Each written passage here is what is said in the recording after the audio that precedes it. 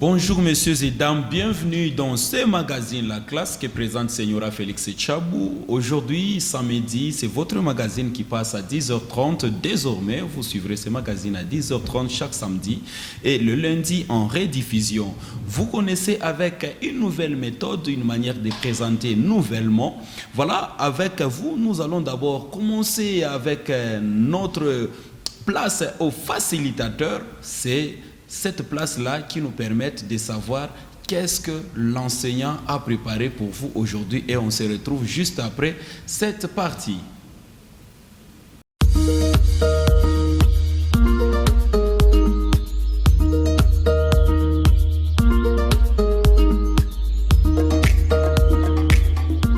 Bien, aujourd'hui nous allons parler de l'hérédité autosomale ou l'hérédité des caractères non liés au sexe. L'exemple que nous allons prendre aujourd'hui, c'est celui de l'albinisme. L'albinisme, vous avez déjà entendu parler, okay? C'est une maladie qui atteint les personnes qu'on appelle les albinos. Alors, l'albinisme, c'est une anomalie qui est caractérisée par la dépigmentation de la peau et du cuir chevelu qui est due à un manque de la production, n'est-ce pas, de la mélanine par les mélanocytes. La mélanine, c'est les pigments qui donnent la coloration noire à notre peau. Et les mélanocytes, ce sont les cellules qui sont spécialisées dans la production de ces pigments. Alors, chez les albinos, il n'y a pas ces pigments qu'on appelle la mélanine. Voilà pourquoi leur peau paraît très claire. Le gène qui est responsable de l'albinisme, c'est un gène récessif qui est symbolisé par la lettre A. Et le gène normal, c'est lui qui est responsable de la coloration noire de la peau, qui est à la base de la production, n'est-ce pas, de la mélanine. C'est un gène dominant qui est symbolisé par la lettre A. Alors, il y a des situations qui peuvent arriver, des situations telles que un parent ou soit deux parents qui sont normaux peuvent avoir des enfants anormaux. Comment est-ce possible? C'est possible si ces parents sont porteurs du gène de l'albinisme, le gène récessif A. Regardez par exemple pour ce cas, les deux parents sont normaux, mais porteurs du TAR, n'est-ce pas, de l'albinisme. Alors, dans leur descendance, il y aura 25% d'enfants qui seront anormaux, qui seront albinos, et 75% d'enfants qui seront normaux. Et dans ces 75%, il y aura 50% des porteurs et 25% en fait des enfants qui sont purs, qui ne sont pas porteurs, qui sont normaux. Alors, pour ce qui est des parents albinos, notez que deux parents albinos ne peuvent jamais avoir des enfants normaux. Regardez leur génotype. Ils sont symbolisés par la lettre petit a, petit a pour le papa, pour la maman. La formation des gamètes, il y aura ceci. Et dans la descendance, il y aura 100% d'enfants qui seront albinos. Voilà sur ces points. Je crois que c'est clair et on peut évoluer.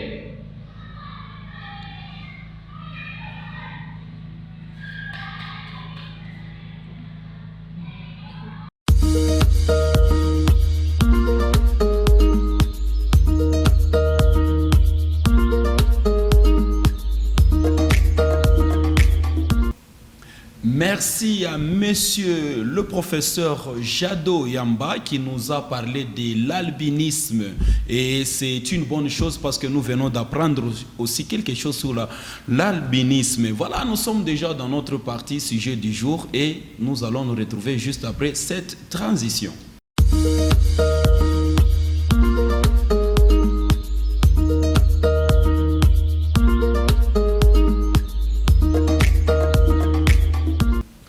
Merci à toi, Raphaël Kassongo, pour le cadrage. Nous sommes déjà dans la partie sujet du jour. Aujourd'hui, avec vous, très chers téléspectateurs, nous allons parler de pourquoi les apprenants n'arrivent-ils pas maîtriser ou assimiler facilement les connaissances transmises au niveau de l'école secondaire. Voilà, avec vous, nous allons essayer de partager, mais je ne serai pas seul dans ce studio de Golgotha Radio-Télévision, bien évidemment. Sur ce plateau de la classe, je serai avec un invité qui est analyste des questions scientifiques et chercheur. C'est après que je lui dis déjà bonjour. Bonjour, monsieur. Vous allez bien? Ça va, je me porte bien. Tout va bien? Très bien. Je suis professeur d'Anguilla, analyste des questions scientifiques et aussi chercheur. Chercheur, et c'est avec vous que nous allons partager ces sujets. Très bien. Ok, merci. Merci à vous, monsieur Clovis d'Anguilla. Pourquoi les apprenants n'arrivent-ils pas à maîtriser les connaissances ou assimiler facilement la matière transmise au niveau de l'école secondaire? Est-ce qu'il y a des facteurs? Certainement, il y a des facteurs. Ok. Voilà, si je peux commencer à énumérer. Je peux commencer par la motivation. Ok. La motivation, pourquoi? Lorsque les enfants sont à l'école. Okay. Aujourd'hui, nous connaissons qu'il y a beaucoup d'enfants qui sont au chômage, je sais qu'ils ont eu le diplôme d'État. Okay. Ça fait des milliers d'enfants qui sont au chômage. Okay. Voilà. Alors, c'est la première motivation. C'est-à-dire, l'enfant part à l'école, il ne sait pas ce qu'il attend après les études. Vous voyez, il part aussi comme ça, se réveille le matin. Okay. C'est mieux que l'enfant, après avoir parti à l'école, il termine. Il dit non, quand je termine, je vais avoir l'emploi. Okay. L'emploi, c'est quoi? C'est par la performance, c'est-à-dire par ma capacité personnelle. Aujourd'hui, en faisant mes études, j'étais avec un grand nombre de finalistes qui viennent à peine de terminer l'examen d'État. Quand j'ai essayé de poser la question, ils m'ont dit mais vieux, nous avons terminé, les grands ont terminé, ils sont là, ils sont. Alors nous travaillons seulement pour le diplôme d'État, c'est-à-dire pour eux, les niveaux, la capacité intellectuelle n'a pas de problème. La connaissance des matières n'a pas de problème. C'est juste le diplôme d'État. Juste le diplôme d'État. Si peut-être, ça pourrait être mieux que l'enfant termine.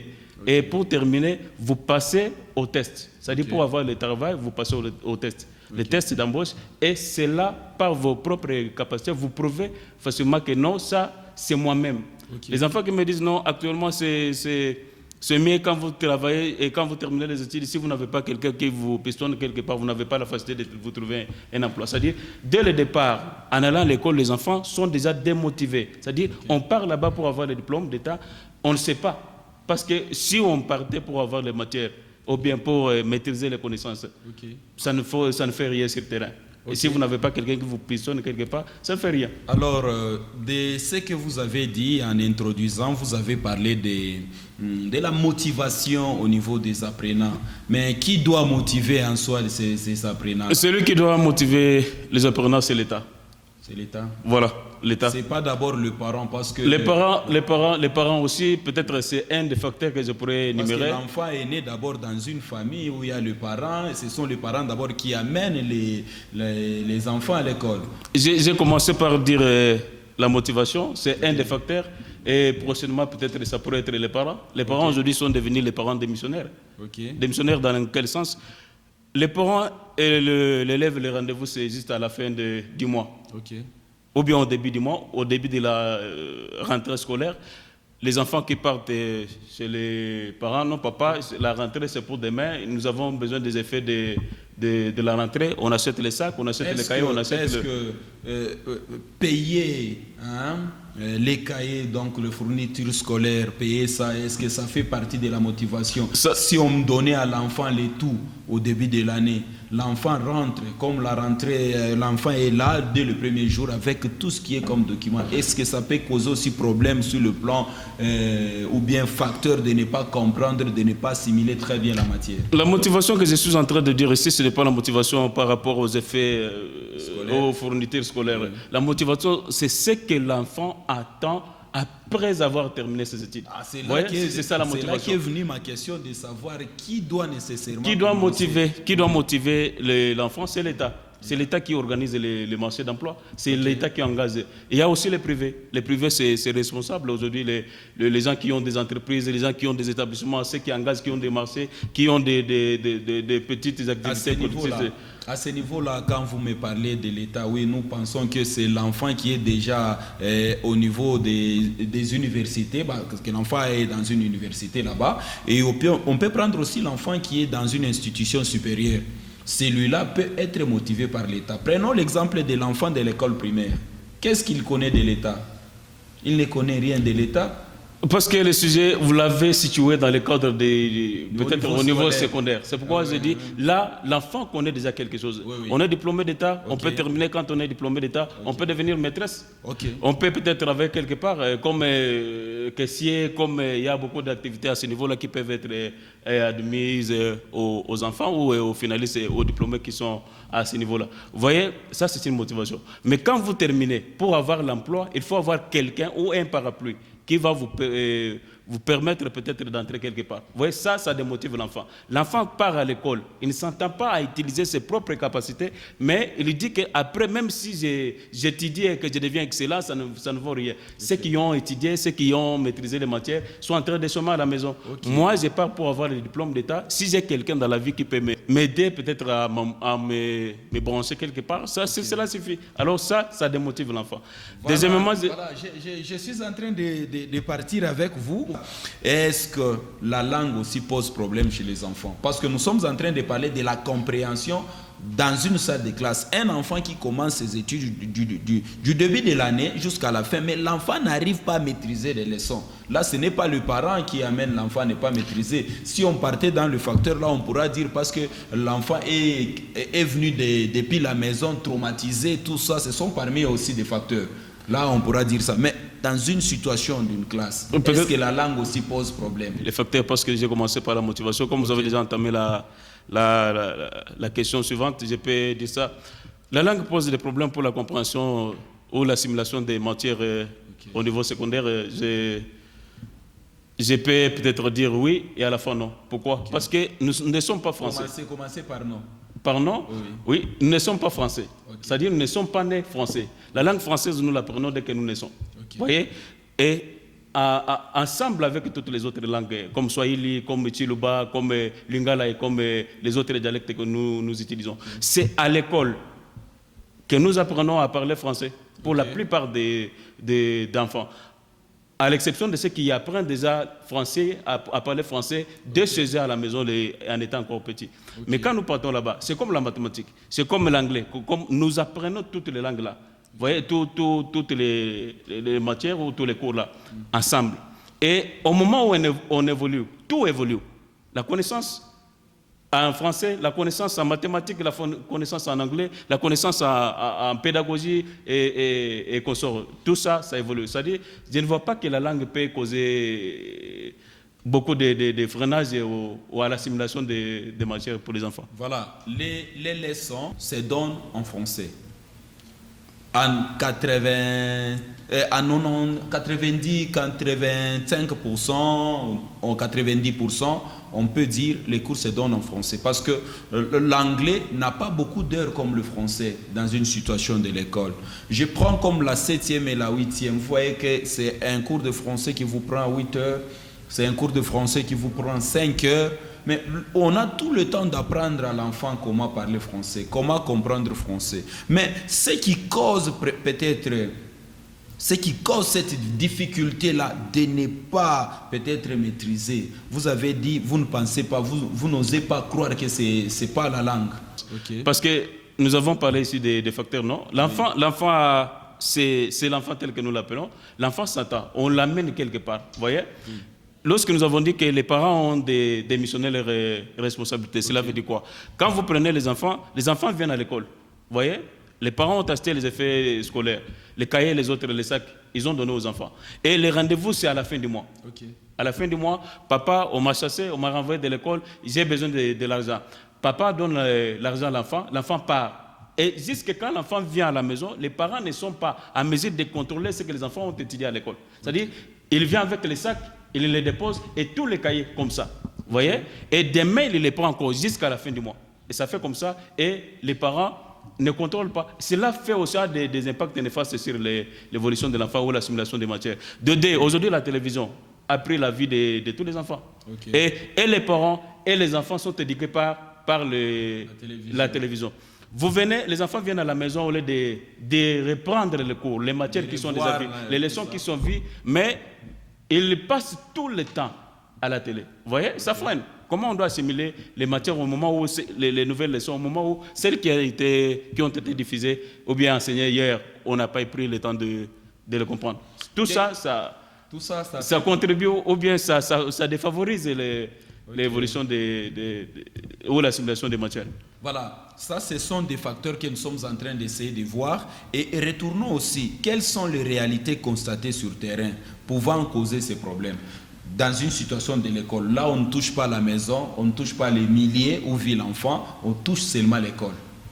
Vous êtes à l'école parce que vous étiez professeur aussi de français dans une école de la place. Dans des écoles aujourd'hui, peut-être les promoteurs ne s'en prendront pas à moi que je puisse dire la vérité. Okay. Nous, l'élève n'est pas un client. Okay. Vous voyez? Mais dans le secteur privé, si je peux le dire comme ça, l'élève est devenu aujourd'hui client. Et dans le monde commercial, on dit le client est roi. C'est-à-dire, tout ce qui doit être produit comme produit fini, si je peux me répéter, doit répondre aux caprices du client. Vous voyez? C'est-à-dire, tout ce que l'enfant fait, on le considère comme le client.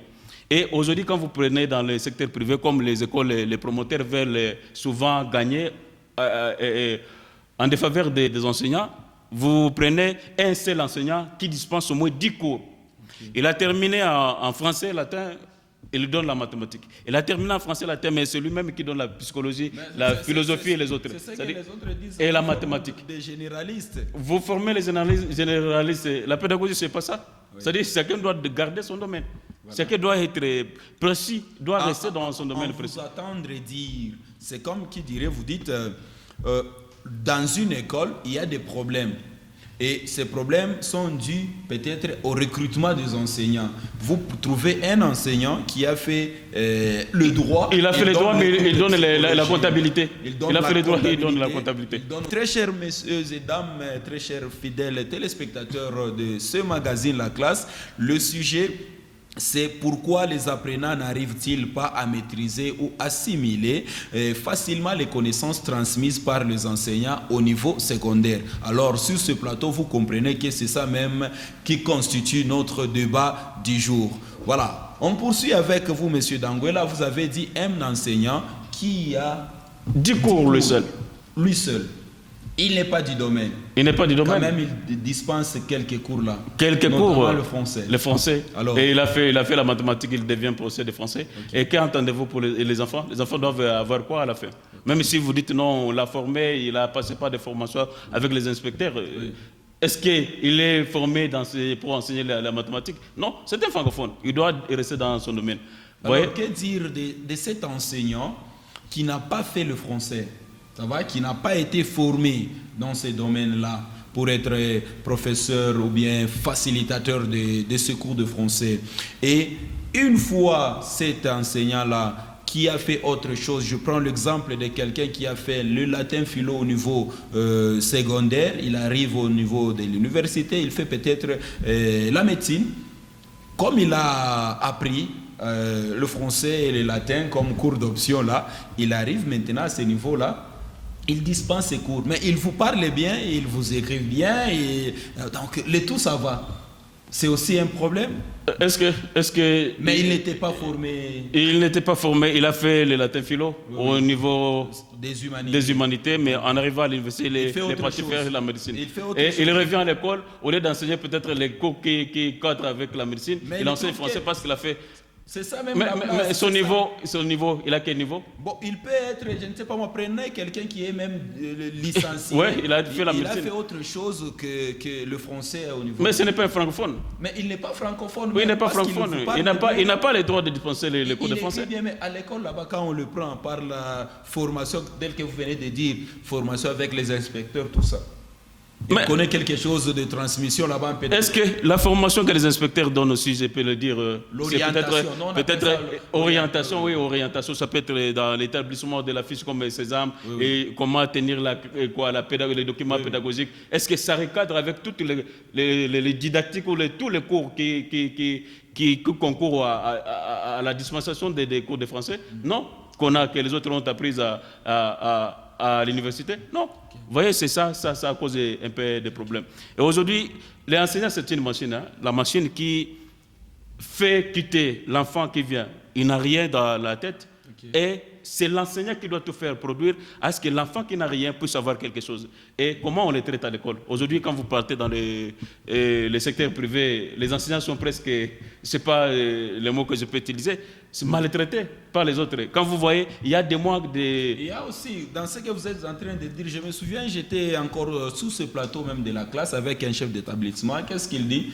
Et il y a parfois les promoteurs qui recrutent, je ne sais pas moi, le membre, quelqu'un, une connaissance comme ça, qui n'a pas un niveau. C'est ce qu'on est en train de déplorer aujourd'hui. C'est celui-là qui est maltraité parce que toi, tu as fait bien tes études.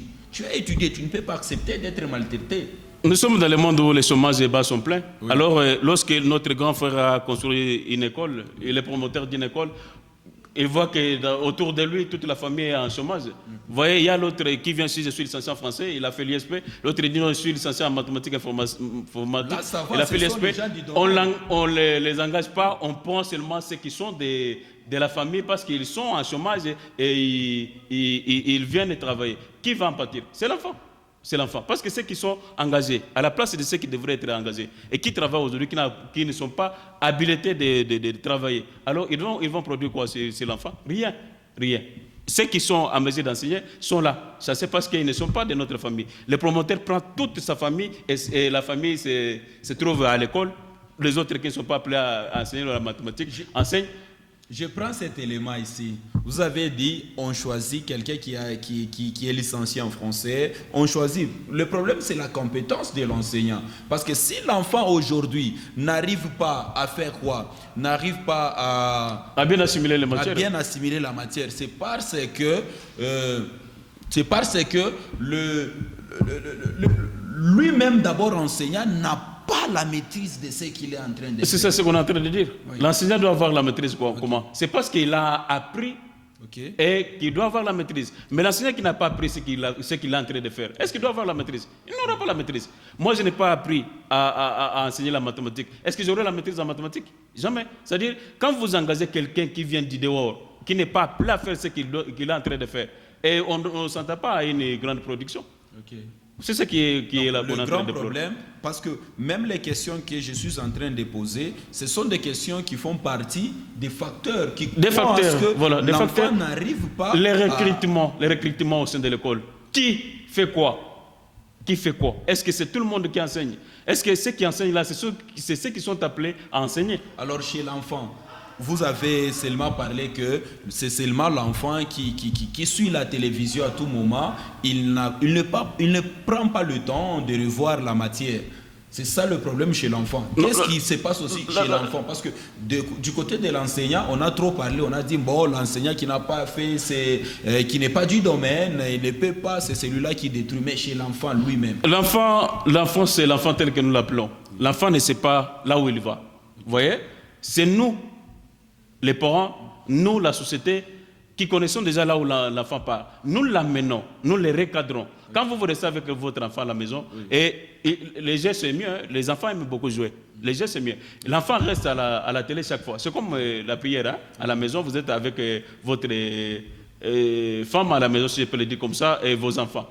Et vous devez les soumettre à la prière. Non, réveillez-vous, on prie. Si c'est à 0 heure, ça dépend de votre calendrier que vous avez établi et à cet effet. Mais quand vous restez avec l'enfant à la maison, il ne sait pas ce qu'il s'entend.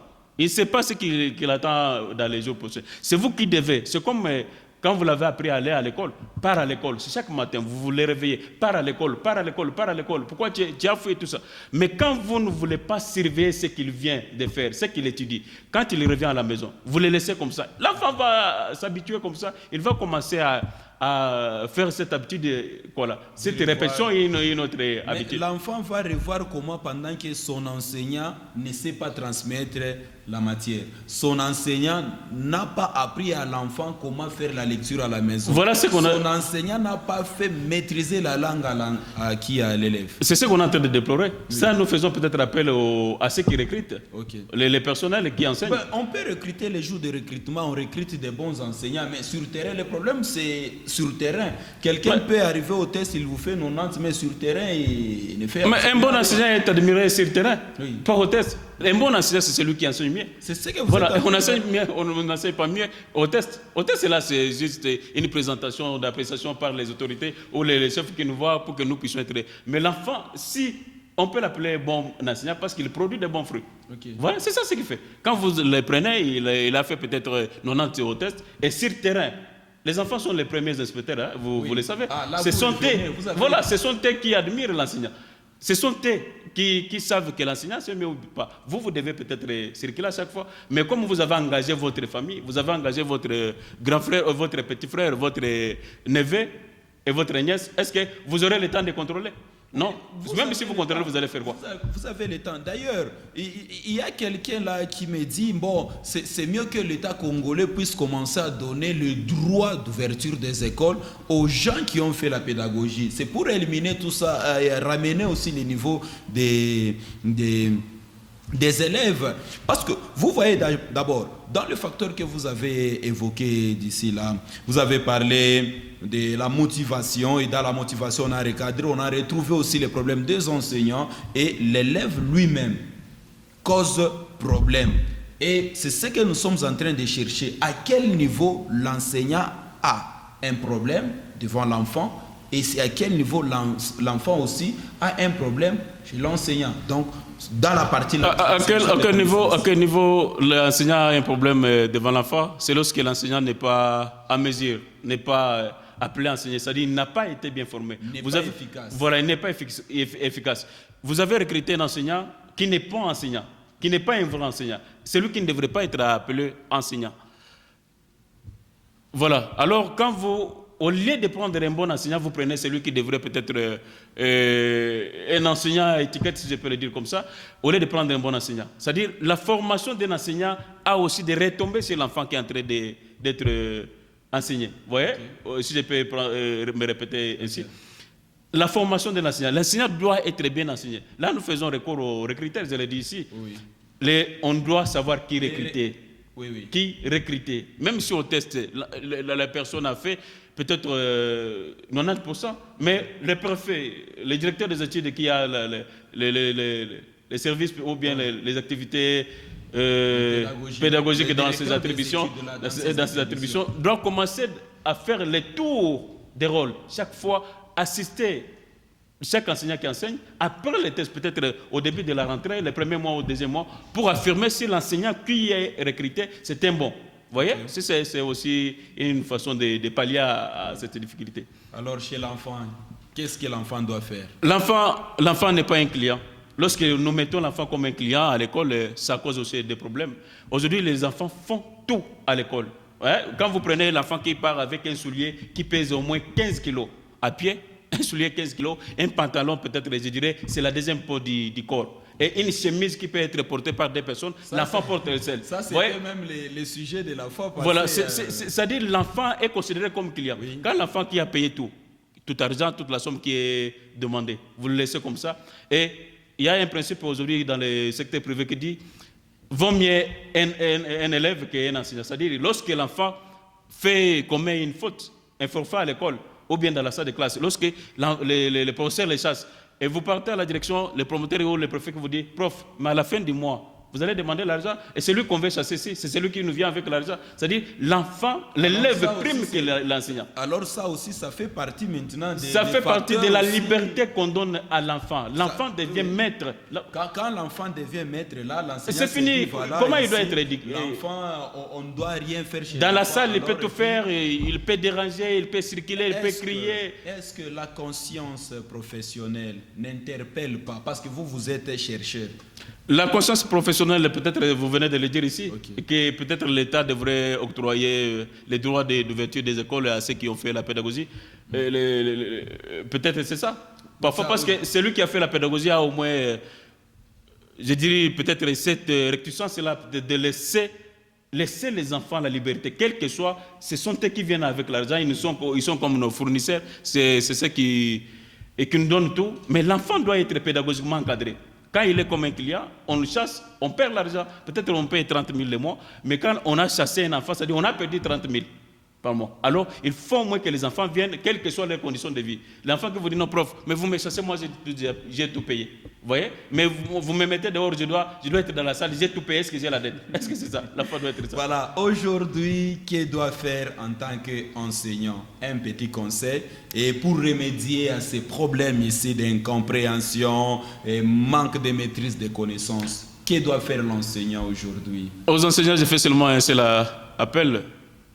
C'est comme les soldats, vous vous êtes donné l'engagement de former les enfants. Au-delà de peut-être rémunération, ce que vous devez gagner à la fin du mois, vous avez choisi le travail d'enseignant, c'est pour former les enfants. C'est ça votre activité ou votre travail que vous-même, vous avez choisi depuis votre bas âge. Alors, quand vous vous mettez devant les enfants, oubliez peut-être les cas d'argent, les traitements qu'on vous fait à l'école, prenez le temps de former bien les enfants. Aux promoteurs peut-être des écoles, si je peux encore faire... Non, j'ai demandé seulement aux enseignants parce que ce sont ceux qui voilà. sont sur terrain, ils doivent prendre des Et ils sont sur terrain, mais... Voilà, messieurs et dames, le débat n'est pas totalement clos, mais le temps c'est le temps, Golgotha Radio-Télévision. Vous avez l'habitude de suivre cette partie qui s'appelle Question de la semaine et on se retrouve juste après cette transition.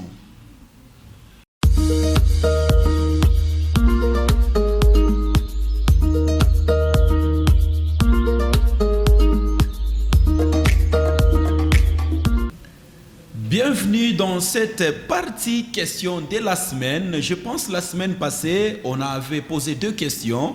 Et la première question qui parlait de Jésus-Christ de Nazareth. Et l'autre question, c'était sur la langue française. Alors, ces deux questions seront répondues dans le magazine prochain. Mais avant cela, vous ajoutez ces deux questions. Donnez le vrai nom de Molière. Donnez le vrai nom de Molière et dites comment il est mort. Ou donnez le vrai nom de Molière et dites comment il est mort et c'était où. Ça, c'est la première question. La deuxième question, nous sommes en grammaire. Là, c'était la littérature. Nous sommes en grammaire.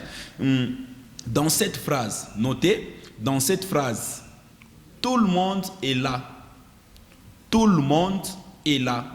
Quand vous dites tout le monde est là, donnez la nature de tout. Donnez la nature de tout. Je pense que ce sont les deux questions. Je reviens le plus vite que possible. Donnez le vrai nom de Molière, comment il était mort, où et comment. La deuxième question, nous sommes en grammaire. Dans cette phrase, tout le monde est là. Donnez la nature de tout. Merci pour cette question de la semaine. Je vous ai promis que dans le magazine prochain, nous allons répondre à ces 4 questions posées. On se retrouve juste après.